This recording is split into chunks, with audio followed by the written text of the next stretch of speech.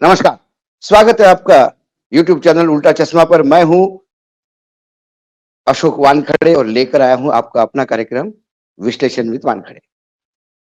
एक तरफ राम मंदिर में लला की प्रतिष्ठा होने वाली है, मतलब प्राण प्रतिष्ठा होने वाली है मूर्ति की। उसके लिए युद्ध स्तर पे काम चल रहा है। 24 घंटे वहां कर्मचारी काम कर रहे हैं ताकि मंदिर पूरा हो। मंदिर पूरा नहीं, इसलिए कुछ शंकराचार्य नाराज है। कई जगह अलग अलग राजनीतिक दल अपने अपने लोकसभा के चुनाव की तैयारी कर रहे हैं, लेकिन इसी में एक जो शस्त्र है हमेशा सत्ता पक्ष चुनाव के पहले और चुनाव के बीच में भी उपयोग में लाता है, वो ईडी। उसका प्रकोप महाराष्ट्र से लेकर बंगाल तक बरकरार है। महाराष्ट्र में आज शरद पवार के रिलेटिव रोहित पवार, जो शरद पवार के साथ है, अजित पवार के साथ नहीं, वो शरद पवार के साथ बने रहे। आज उनकी एक कंपनी है महाराष्ट्र में, बारामती एग्रो। उस बारामती एग्रो पे ईडी ने रेड की और आज सुबह से जब इसी रेड की चर्चा है, कल ही शिरडी में साईं बाबा के जो तीर्थ क्षेत्र है वहां पर एक सम्मेलन शरद पवार जी ने बुलाया था 3 और 4 तारीख को। उस सम्मेलन में लोकसभा की रणनीति तय हुई थी। महाविकास आघाड़ी महाराष्ट्र में कैसी लड़ेगी इसके लिए तय हुई थी। शरद पवार की पार्टी तोड़ने के बाद भी जब शरद पवार कमजोर पड़ते दिखाई नहीं दिए, तो फिर अब शरद पवार जी के सीधे घर पे हमला हुआ रोहित पवार पे। रोहित पवार वो एक युवा विधायक है जिसको शरद पवार जी ने ये कहा था कि आने वाले समय में ये मेरे वारिस हो सकते हैं। उसी दिन से कहीं ना कहीं अजित पवार को इस बात का दुख था कि वारिस मुझे करना चाहिए था, रोहित पवार को क्यों? क्योंकि रोहित पवार में वो बहुत सारे गुण मिलते हैं जो शरद पवार में है, खासकर सौम्यता, लोगों के साथ मिलनसार व्यवहार। अजित पवार भले ही अच्छे एडमिनिस्ट्रेटर है, लेकिन बहुत पॉलिटिशियन माने जाते हैं क्योंकि वो बहुत अरोगंट और तुक मिजाज इंसान है, जिसकी वजह से काफी कार्यकर्ता नाराज भी होते हैं। कुल मिलाकर एक तरफ महाराष्ट्र में ईडी का प्रकोप, जो मैंने कहा रोहित पवार के यहाँ हुआ, लेकिन बंगाल में भी ईडी की एक रेड हुई जिससे मामला काफी गड़बड़ा गया। टीएमसी के नेता के घर ईडी ने रेड की, करीब करीब 15 ठिकानों पे रेड हुई है। और ये रेड जो है, ईडी की जो छापा है, ये काफी सीआरपीएफ के जवानों को साथ ईडी ने किया। और ये छापा उस राशन घोटाले में है जिसमें ऑलरेडी अभी वर्तमान में जो वन मंत्री है ज्योति प्रिया मलिक, वो टीएमसी के नेता है, वो अभी जेल में है क्योंकि वो जब खाद्य मंत्री थे तब ये घोटाला हुआ था। मामला गड़बड़ा तब गया कि 24 परगना, साउथ 24 परगना, ये जो जिला है, यहाँ के संदेश खजमी करके जगह है, वहां के टीएमसी के नेता है शेख शाहजहां और बेगांव नगर पालिका के पूर्व अध्यक्ष शंकर आध्या के घर रेड की गई। अब ये शंकर आध्या जो है वो ज्योतिप्रिया मलिक के बहुत नजदीकी माने जाते हैं। जब इनके ऊपर रेड हुई तो जो टीएमसी के कार्यकर्ता थे, इन्होंने ईडी के अधिकारियों पे हमला किया, उनकी गाड़ियां जलाई और उस हमले के चलते स्थिति इतनी विकट हो गई कि कुछ लोग जख्मी हो गए और पूरे देश में इसके कहीं ना कहीं एक बड़ा कांड के रूप में देख रहे हैं, क्योंकि अभी तक ईडी की खिलाफ लोग आवाज उठाते थे, ईडी का विरोध करते थे। शरद पवार को नोटिस मिला तो शरद पवार ईडी के ऑफिस में जाने के लिए तैयार हुए और साथ में भारी तादाद में उनके पीछे समर्थक चल रहे थे। फिर भी ईडी के अधिकारियों को हाथ किसी ने नहीं लगाया था। ये बात अलग है कि उसके बाद लॉ एंड ऑर्डर के नाम पे पुलिस ने खास रिक्वेस्ट की तो शरद पवार ने जाना कैंसिल कर दिया। उसके बाद वो ईडी का मसला रफा दफा हो गया, लेकिन शरद पवार ने उस ईडी के नोटिस को इतना बढ़िया कैश किया कि महाराष्ट्र की राजनीति में पूरा बदलाव करके दिखाया। ममता ने कई बार ये कहा है कि ईडी से हम डर नहीं रहे हैं। ममता के भतीजे अभिषेक बनर्जी लगातार ईडी के रडार पे रहते हैं।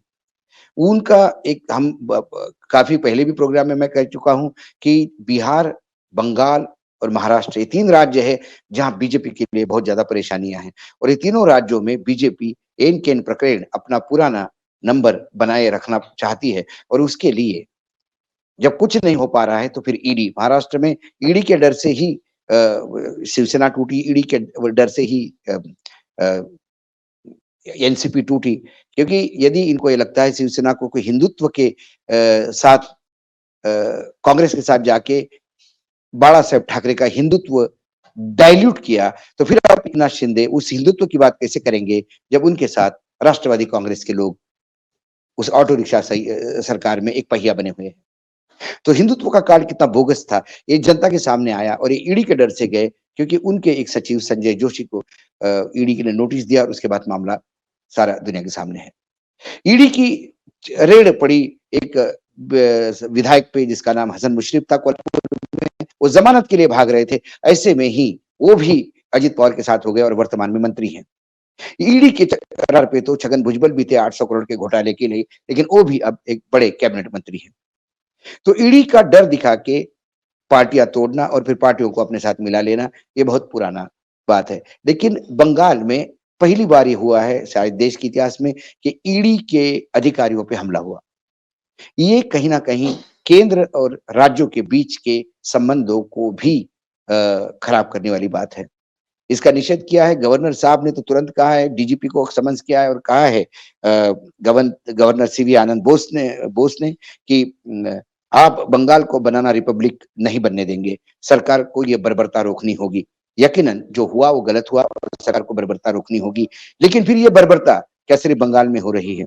यदि बंगाल ऐसी ही बर्बरता गुजरात में होती है, ऐसी ही बर्बरता यदि महाराष्ट्र में होती है, ऐसी ही बर्बरता यदि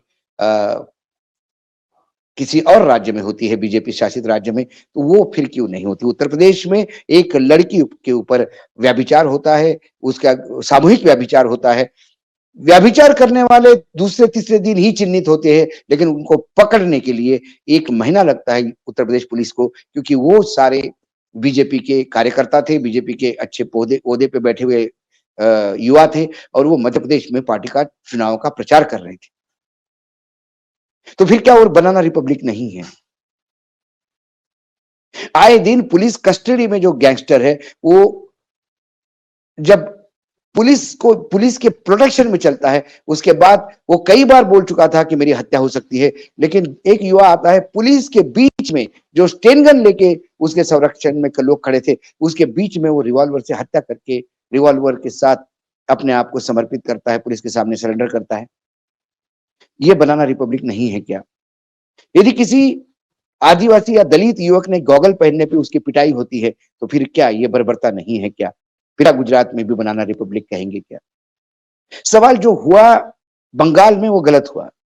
केंद्रीय जांच एजेंसी के ऊपर लोगों ने हंगामा करना और पुलिस प्रोटेक्शन देने में असफल होना, ये जितनी गलत बात है, उतनी गलत बात बाकी राज्यों में भी होती है, लेकिन फिर उसको सही क्यों ठहराया जाता है, सवाल ये है। कुल मिलाकर अब बंगाल को सरकार बर्खास्त कर देनी चाहिए, बनाना रिपब्लिक हो गई है, लोग कंट्रोल में नहीं है। और आश्चर्य की बात है, अधीर रंजन चौधरी जो पार्टी के नेता है लोकसभा में, उनकी पार्टी इंडिया गठबंधन का एक बड़ा हिस्सा है। उसी इंडिया गठबंधन में ममता बनर्जी भी है टीएमसी के साथ, लेकिन अधीर रंजन चौधरी का यह वक्तव्य कि आज उनके ऊपर हमला हुआ, वो जख्मी हुए, कल उनकी हत्या भी हो सकती है और कानून व्यवस्था समाप्त हो गई, तो अधीर रंजन चौधरी को सबसे पहले ये जवाब देना होगा कि जिस प्रदेश में बनाना रिपब्लिक बनने जा रहा है, जिस प्रदेश में जिस पार्टी की सरकार है, वहां अराजकता है, कानून व्यवस्था नहीं है, तो वही ममता बनर्जी जब इंडिया गठबंधन का हिस्सा है, कल इंडिया गठबंधन यदि सत्ता में आएगा तो क्या कानून व्यवस्था देश में बनी रहेगी? ये अहम सवाल अधीर रंजन चौधरी के लिए। इंडिया गठबंधन के लोगों को कम से कम जबान खोलने के पहले 2 बार सोचना होगा। मैं ये नहीं कहता कि अधीर रंजन चौधरी ने गलत कहा, लेकिन फिर अधीर रंजन चौधरी की इतनी औकात होनी चाहिए कि ममता बनर्जी को इंडिया गठबंधन से बाहर करें। कल वही ममता बनर्जी इंडिया गठबंधन का हिस्सा यदि कल सत्ता में आता है और वो गृह मंत्री पद लेता है अपने कोटे में, तो फिर क्या अधीर रंजन चौधरी गारंटी दे सकती है जो टीएमसी अराजकता बंगाल में फैला रही है वो केंद्र में नहीं फैलाएगी? ये लूज बॉल है जिस पे कल दबा के बैटिंग बीजेपी करेगा और यही कारण है कि 2024 में फिर लोग कहते कि अगली बार फिर मोदी आएंगे। वो यही कारण, क्योंकि इंडिया गठबंधन में जो नेता है या तो उन्हें गठबंधन का धर्म मालूम नहीं, या फिर कैमरा देखते से ही बोलने की ललक आ जाती है। जो हुआ, ये प्लेटफॉर्म उल्टा चश्मा जो अधिकारियों के साथ हुआ, उसको कतई समर्थन नहीं करता।